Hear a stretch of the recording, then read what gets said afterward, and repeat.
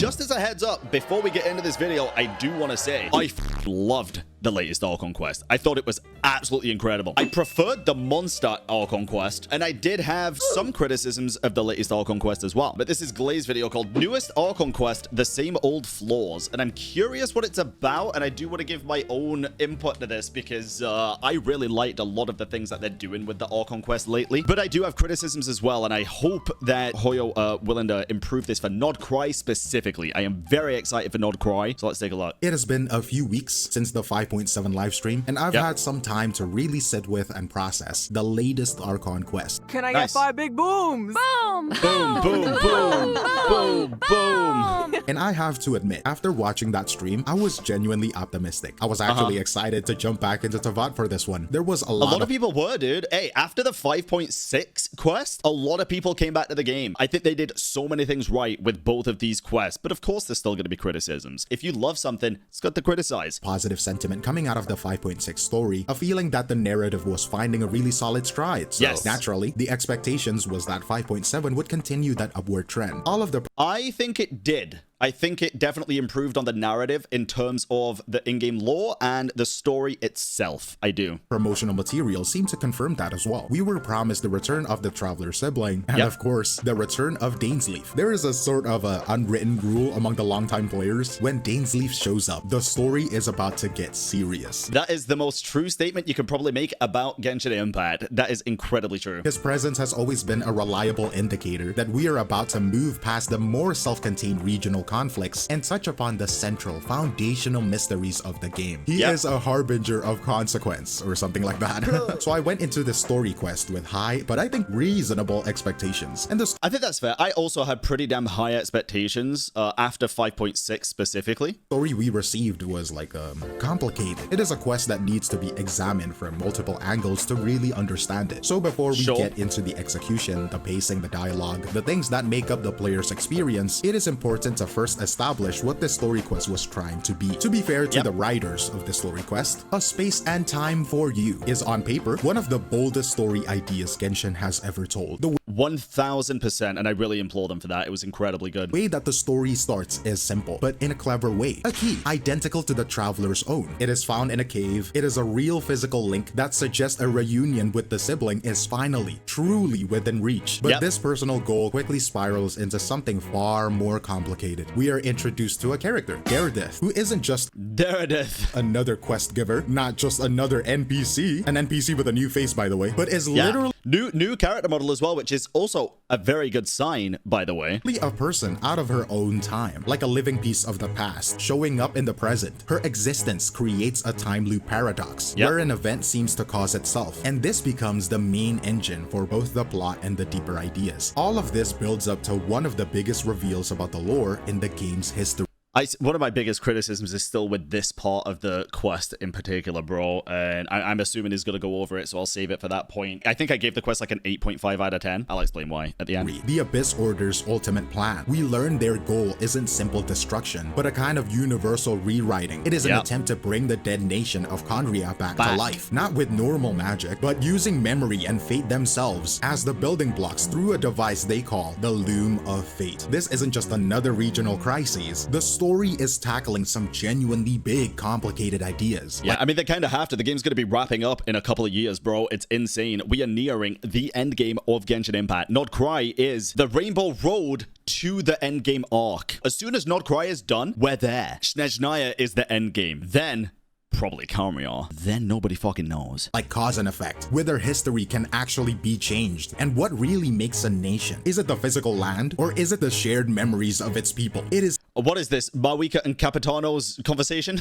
ambitious, and it deserves to be recognized for that. And settling the mood for this whole experience, as always, is the music. It is almost a given at this point, but it's worth repeating. I do think the score is exceptional. It does a lot of the emotional work for the story, providing the sense of tragedy, wonder, and serious weight that the gameplay itself sometimes fails to deliver. The music understands the assignment perfectly. It's entirely subjective, but if you are saying that Genshin music is objectively bad, like I've seen quite a lot of people say, I think you're just wrong. Why this conversation is so complicated. Because when you ignore how the story was presented, the animations, the pacing, the dialogue, and you just look at the blueprint of this story, it is genuinely interesting. The idea of your long-lost sibling creating a time loop to rewrite history out of a sense of guilt and duty, that is a fantastic idea that really makes you think. On paper, it should have been one of Genshin's finest moments, which of course brings us to the experience of actually playing it. Because a blueprint is not— Yeah, I agree with that take. I think the lore of, and again, I'm a lore player, bro. I am. The lore of this quest was literally 10 out of 10. At the final structure. And the central question we have to ask is, how was this grand idea translated into an interactive experience? This right here is where the fracture begins. The quest begins, as many of them do, with a significant period of what the community has affectionately, or perhaps not affectionately, termed the Yap Fest. This isn't just a slow start, it is a structural choice. You are sent on a chain of conversations, a breadcrumb trail where every breadcrumb leads to another NPC who also happens to know nothing. Hey man, did you see anything suspicious? No. Maybe I'm misremembering in 5.6. I know it happened in 5.6 where the quest started very quickly. Did this quest start slow? Oh, it did, didn't it? I don't think we saw Dean until like an hour in, right? I don't think the actual quest started slow. I think because it was such a short quest, maybe it felt like it started quite slow. Do you have any information about the Abyss Order? Also no. And then you go to another NPC. Did you see anything suspicious? No. The player is forced to invest their full attention for hours at a time. But the narrative return on that investment is close to zero for a significant portion of the runtime. The build-up isn't just slow, it is static. And it is important to understand that this isn't a bug, unfortunately. It is a feature. It is a part of a design philosophy that seems to rely on a powerful psychological principle, recency bias. That is a big point for a lot of people, myself included, and I try to make that clear whenever I like rate quests at the end of them. A lot of the time I'm like, this is probably recency bias speaking if I think it is good, just like the 5.6 Archon quest. But even looking back now, bro, that was still my favorite Archon quest in the past like year. You heard of that before? The model is consistent across multiple Archon quests, or any other quest. To be honest, you have hours of this slow burn investigation, this padded dialogue, which then culminates in a short, explosive 15 to 20 minutes burst of spectacle and genuine plot advancement right at the very end. The human mind naturally places more weight on recent and emotionally intense events. I think most of this is correct, except for the part where it's like hours of build-up. I think for this quest, a lot of the stuff was necessary. The build-up probably was pretty damn slow, but that is the case at a lot of quests. Not that it makes it good. I guess it's just something that we're used to at this point. But like meeting Diridith and then understanding like she can see monsters that we can't and vice versa and having to find it and stuff, that kind of build-up I'm okay with. In terms of the actual storytelling, I do wish they would have showed more animations. That is one of my biggest gripes with this entire quest. It felt very static in that sense for me, but I'll go more into detail on that in a minute. Final climactic twist, the revelation of the Luma fate, the confrontation with the sibling. That is what gets screen capped, what gets posted into social media, what dominates the YouTube thumbnails. It becomes the memory of the quest, and in becoming the primary memory, it effectively overwrites the hours of frustration that preceded it. It is a remarkably effective strategy for managing community conversation and generating hype, but it doesn't change the reality of the experience itself. It creates a fundamental disconnect between what the quest was to play, moment to moment, and what it remembered as being. And it is within that disconnect between the tedious journey and the spectacular destination that we find most of the quest's significant flaws. So the foundation of the experience is often slow and dialogue heavy, but the problems— That is true. And again, I don't necessarily think dialogue heavy is a bad thing. It depends what the dialogue's about, right? Like if you just go into Yansan and she's like, yeah, can you go pick this up for me?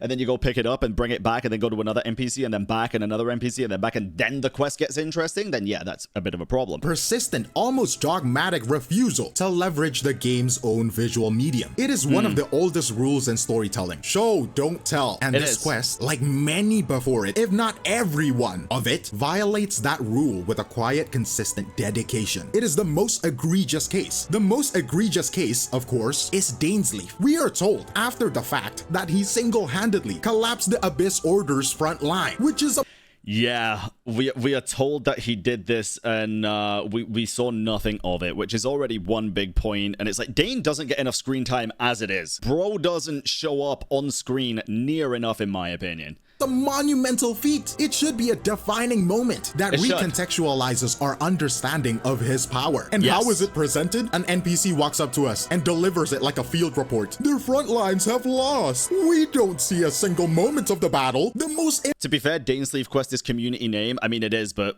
there's a reason for that. It's because once a year he shows up and then fucks off for another year, so I think it's accurate. Impactful character action in the entire first half of the quest is reduced to a single line of dialogue. A second-hand account. The player is denied the spectacle, and Dainsleif is denied a defining cinematic. And there is another time that you could... This made me so unbelievably frustrated, bro. It is, oh god. Could have animated Dainsleif fighting the Abyss Lecter, or whatever you call that creature is. What did you show, Hoyoverse? You showed a vibrating rock? You off-screened the fight? What? I think this is where people have to understand the disappointment from this kind of stuff, right? I think it would have been so cool to show an in-depth fight scene of this. It is insane that they literally off-screened it. There is a moment early on where Yansan is meant to give Paimon a threatening look, implying that she should join a fighting competition. The script is clearly written for a visual gag, but the animation doesn't deliver. Yansan's face remains static, lifeless. So what happens? Paimon has to narrate the visual gag out loud for the audience. Oh no, don't look at Paimon like that.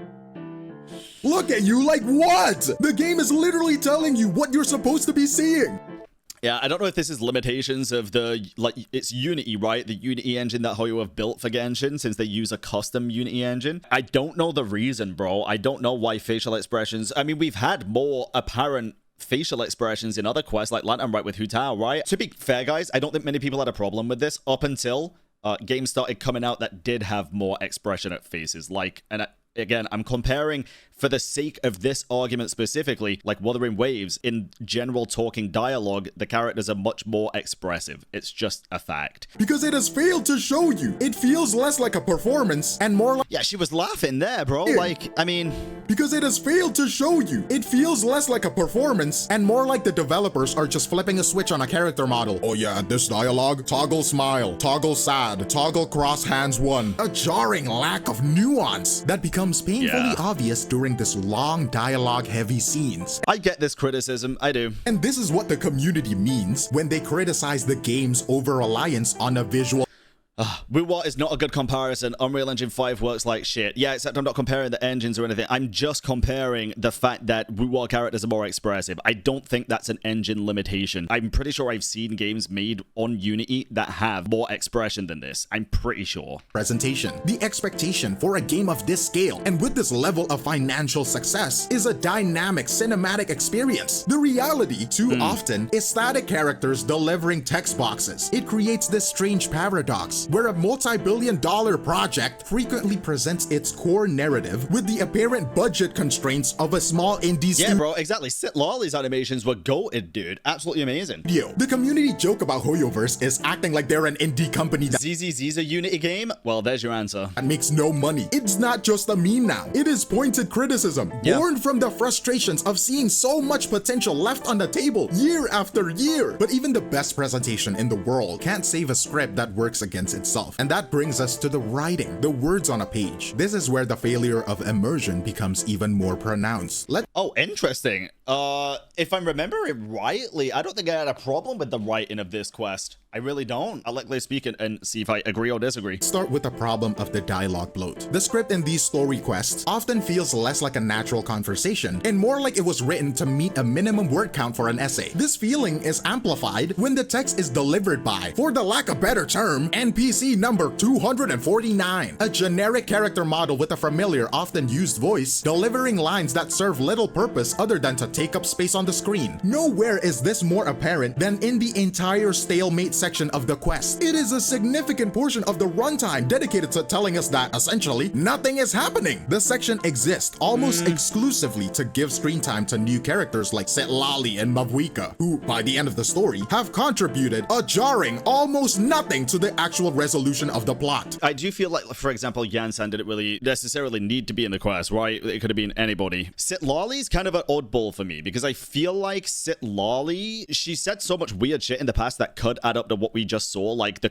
red, the color of danger is red, and then stuff about the sky and shit. I don't know if this is what she was talking about or something else, to be honest. Nah, I don't agree. Mawika and Sitlali had to be involved because ley lines and literally war on Natlan. I think Mawika for sure, yeah.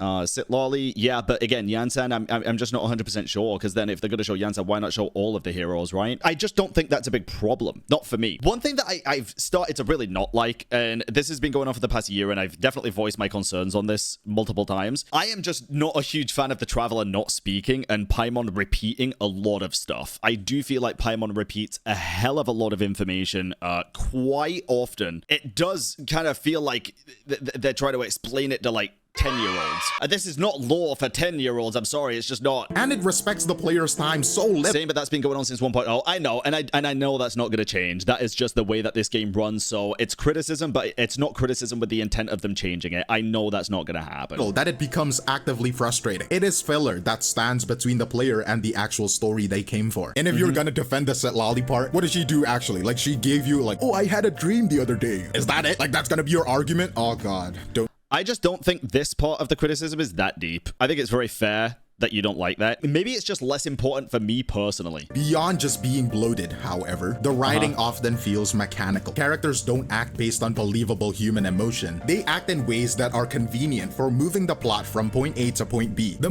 I was kind of confused by Diridith's like sudden, oh my god, let me get in bed with the Traveler. This is fucking insane. I'm your biggest fan. Let me smash. That did feel a little bit like, whoa, that's sudden and weird. Most jarring example of this is Diridith's introduction. We meet her as she is fleeing for her life from invisible monsters. A genuinely terrifying concept. Yet, moments after we save her, literally like a minute later, the trauma is completely forgotten. She immediately shifts into a well-worn trope of a nervous, starstruck girl confessing a strange and sudden affection for the Traveler. In my opinion, that bit was just really fucking odd. It is so unnatural that even Paimon, the embodiment of cringe herself, seems weirded out by it. Her character is written this way because the plot needs her to establish an instant, intense connection to the Traveler to make the time loop mechanics function. The character's emotional reality is sacrificed for the sake of the plot, and this mechanical feel permeates other interactions. There is the unearned, out of the blue glazing of the Traveler from the characters they have just met. See, the thing is as well, though, I think this actually does have relevant plot points, because like, yes, the Traveler helps a lot of nations, right? And a lot of people are like, oh my god, the Traveler's here, the hero of the world. And I've called it out a ton of times where I'm like, Jesus Christ, can they just fucking chill? Like, the Traveler knows it as well. But in this quest, it was like, they were talking about like the nations that we've helped and stuff, right? And then the Traveler was like, what does that have to do with us? And it's like, I feel like all of this kind of is a segue into the Traveler showing us, the player, that their biggest goal and all they really fucking care about is getting out of this place. They'll help people because they feel the need to help people, and they'll probably feel good about it. But all they really want to do is get the fuck out of Tevat with their sister and go, like, racing among the stars again. I feel like this quest showcased that pretty damn well, in my opinion. Nervous anime boy NPC who delivers nearly 15 minutes of dialogue slop that could have been completely removed. There is okay, if it was actually nearly 15 minutes, kind of crazy. The token jealousy from Setlali, which feels more like a checklist item than a character trait, which I thought that was kind of crazy, but I also just thought it was pretty funny, bro. I just thought it was pretty funny. Is, in my opinion, pretty Lena, cute. Welcome in. But it's still, yeah, exactly. It's pretty cute, dude. Sitlali's great. I think Sitlali is one of my favorite Natlan characters. She's just fun. I see her appear on screen. I know not to expect 100% like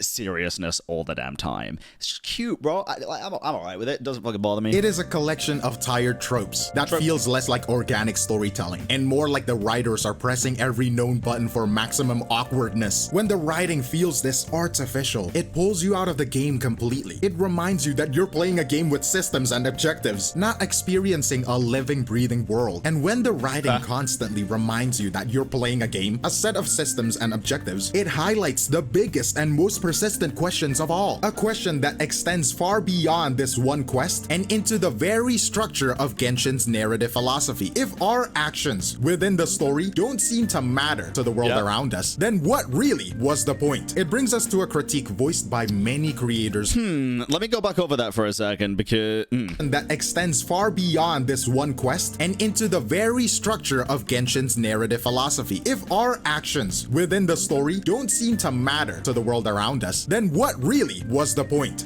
I've never got the impression that our actions in the story don't matter to the world around us, though. Maybe this is the theorist talking in me as well. The Traveler is a fucking descender. Of course, he can affect fate. He can change the outcome of whatever the fuck is going on. Brings us to a critique voiced by many creators and longtime players who have followed this game for years. A growing fatigue from being, as one put it, tired of not seeing any results. The game consistently tells stories with universe-altering stakes, but the universe itself remains stubborn, almost defiantly, unaltered. This quest in particular is perhaps the most extreme example we have ever seen. The story concludes with the creation of the Atlas of the New World, a portable metaphysical blueprint for an entire lost nation. In terms of lore, this is a cataclysmic event. It is the culmination of the Abyss Order's centuries-long goal. It should change everything. It should change something. And yet, the moment the final dialogue box closes and you are returned to the open world, what actually changes for you, the player? Nothing.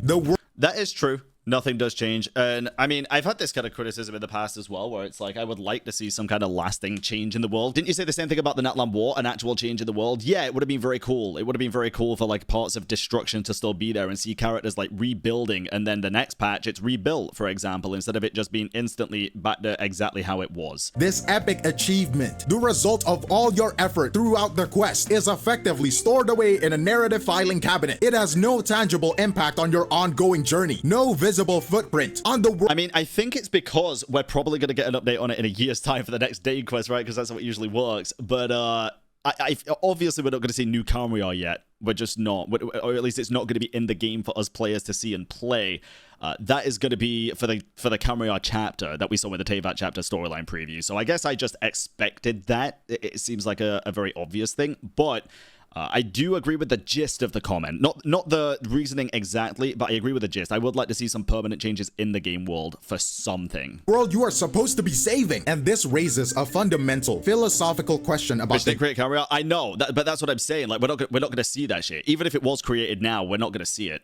We're nowhere near the Kamriar chapter. We're 2 years away. Game's entire approach to narrative design. One that has sparked endless debates within the community. On one side, there is an argument that the consequences are there, but they aren't meant to be obvious. They exist in the lore of a new weapon description, a line in an artifact set, or in a very specific world. This is stuff that I'm hoping they fix with Nodcry, and I have faith. World quest that might appear a year down the line. In this view, it is the player's responsibility to do the homework, to be an archaeologist of the story, and piece together the impact themselves. The other side argues that this is an abdication of storytelling responsibility, that a main story quest, the central pillar of the narrative, should be a self-contained experience with visible, meaningful consequences, that a player shouldn't have to read an item description to understand the impact of saving, or in this case, recreating a nation. But when the consequences of your actions are rendered entirely invisible in the world you inhabit, it makes the stakes feel hollow. It creates a story that exists in a vacuum, completely disconnected from the game you actually play. Our actions feel less like world-changing events and more like fleeting, meaningless gestures. If a story has no tangible echo in its world, did it ever truly make a sound? And that question of whether a story truly makes a sound if it has no echo, it brings us to the heart of the matter. Ultimately, the 5.7 Archon quest is the perfect encapsulation of a story at war with itself. On one side, you have this incredible narrative ambition, a desire to tell complex, mature stories about causality, fate, and memory. And on the other side, you have an outdated, passive execution that constantly undermines that ambition. The great idea is always fighting against the slow pacing, the lifeless presentation, the mechanical writing, and a narrative structure that carefully isolates its biggest, most world-changing moments from a game you actually play. And to be fair, there are improvements here. The camera work in Hey guys, no matter what you say, I think it has a lot of very, very valid points, and I think it's very well spoken on this matter as well, if I can keep it a buck. And either way, even if you disagree with some of the takes, this is just his opinion. It's not a fact. This is just speaking for the heart, bro. this quest is more dynamic than in older ones, if I remember correctly. The concepts that it tackles are becoming more mature, but Yep, they these are. feel like small incremental upgrades applied to a foundation that retains the same core problems it has had for years. It is like applying a new coat of paint to a house with a cracked foundation. It looks a little better from a distance, but the structural issues remained untouched. It is why putting a rating on the quest like this feels so irrelevant. A 9.79 out of 10 minus 4 doesn't capture the specific nature of the frustration. The real issue here isn't that the quest is simply bad. The issue is the profound feeling of massive, squandered potential. It is the disappointment of being shown. Yeah, because